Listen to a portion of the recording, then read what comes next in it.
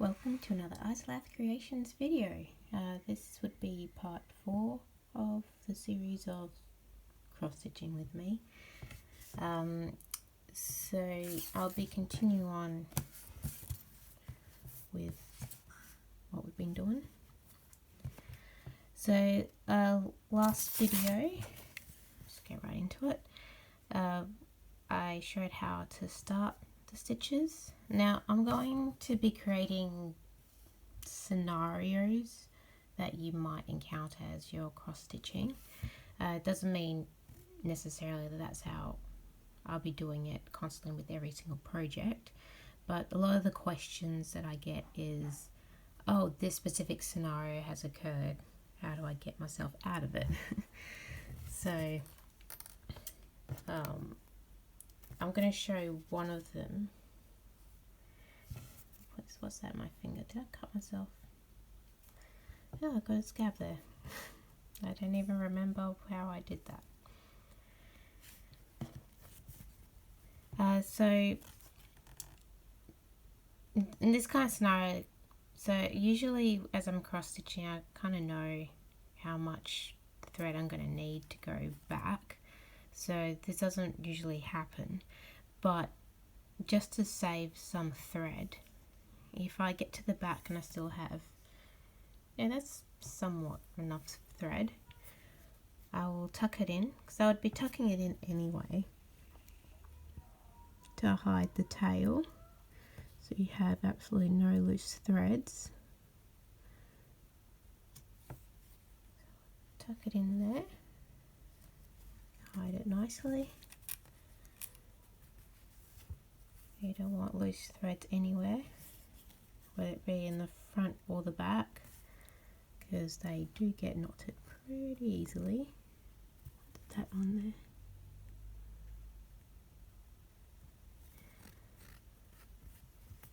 So I'll go back to our pattern, and then you can just continue doing a few more stitches if you want. That's only if you want. This is what I do just to save a bit of thread. So there's another stitch next to that one. So once you bring the thread underneath all the stitches, you do have to anchor it back in, so don't start crossing straight away. So I'll just bring it to the end here. Okay. I'll do one. Again, doing this on camera is not that easy. Bring it here.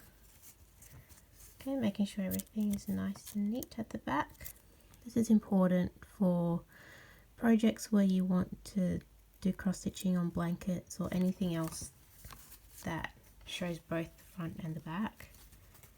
And most other techniques out there will always have lines crossing the back, and it doesn't really look good in a blanket scenario.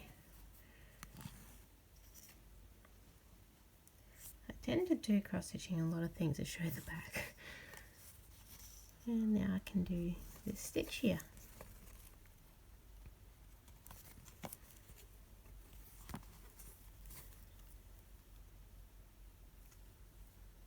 So that's at a good place. And if you're a beginner, you might want to use a hoop as well to keep the fabric flat. I don't like it myself because I'm kind of like what's the word, free cross stitcher. I'm also very aware of the fabric, so hoops and all that, it's good for beginners who won't be really focusing on the tension. I'll bring that there. So if I have like random cuts in my videos, just because my daughter has come into the room and I have to attend to her. Anyway, so this is the stitch I want to go on top. So I'll pass my needle underneath. That's one thing I like about this technique, is that you can do that. Actually, I'll just continue doing some more stitches first. This is the thing, that's why I like to kind of freestyle it a bit, is that it gives you a lot more flexibility. I know some people like to start one spot and just continue that spot, do it in the same direction all the time, cut the thread a billion times. You do whatever suits you. And I'll do, so I don't want the thread to get too small, I'll do the 2 that's on the bottom, still following the pattern. Bring it here so you can see. I've done that, those 3, and I'm going to do those 2 on the bottom, and then I'll go back up and finish it off.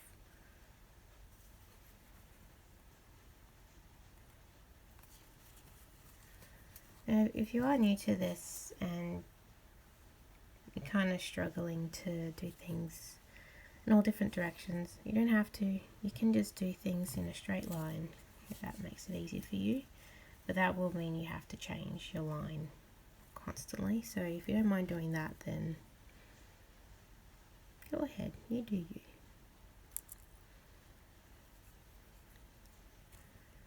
I've kind of just try to do things as what makes it easier for me.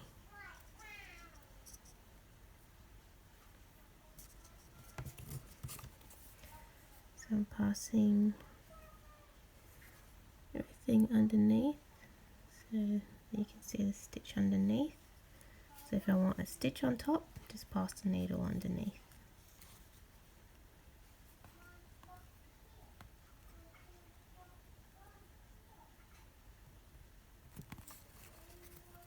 I'll continue.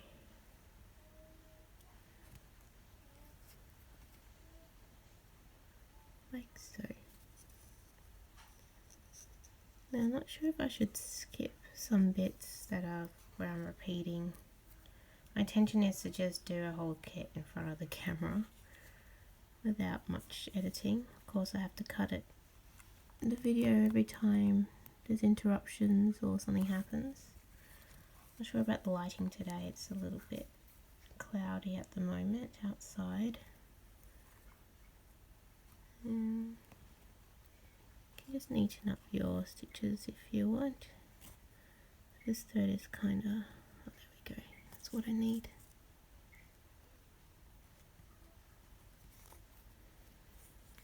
So at the end of my projects I will go and look at all of the crosses, and with the needle you can adjust things. At the moment I just want to get the crosses onto here, so at least I have a nice design. And my string here is kind of not staying together. What's going on here? So when you have stuff like this happening, you can just pull it up. Again, I'm doing this by looking at the camera screen and not actually the real life thing. So some things are going to look a bit sloppy because I can't bring it close to my face. Okay, hopefully that captured it. My alarm just went off and stopped the video. I had to go check my blood glucose levels. But yeah, I fixed up that stitch off camera where I could actually bring it close to my face, because I am short-sighted and my glasses don't really help with the distance I'm doing this at the moment. If I kind of bring it too close, it struggles to focus a little bit on camera for me to see.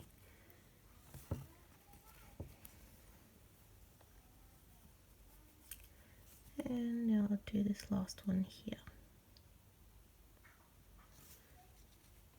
bring the needle underneath because I want that, I want the, is it the left bottom, the top right to be on top, so just bring it underneath.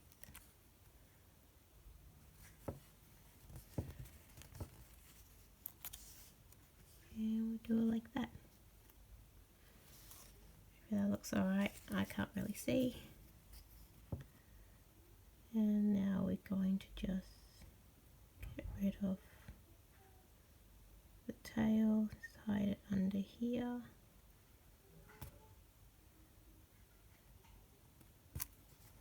Especially hard to do when you can't see what you're doing. Set under there. So yeah, 2 to 3 are fine. You are crossing it, that keeps things in place. I think I got a bit of the thread underneath, I mean the cloth. That's alright.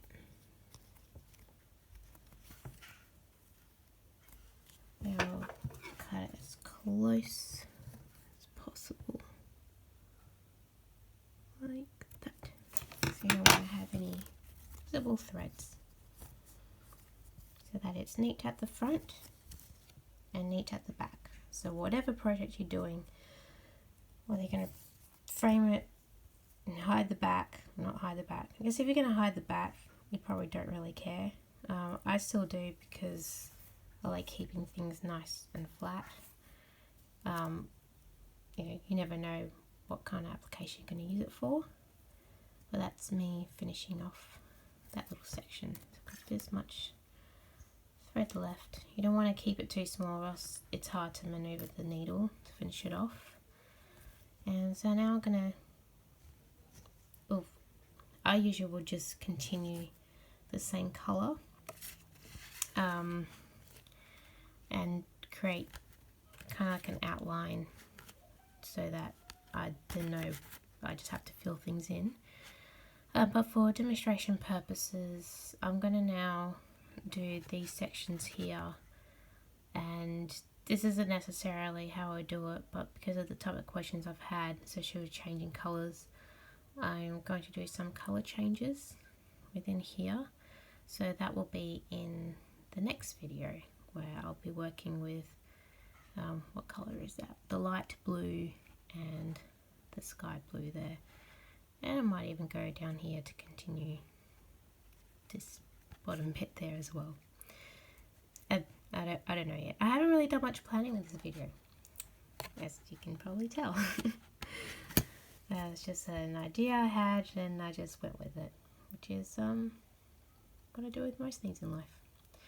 So, I'll see you in the next video. Bye.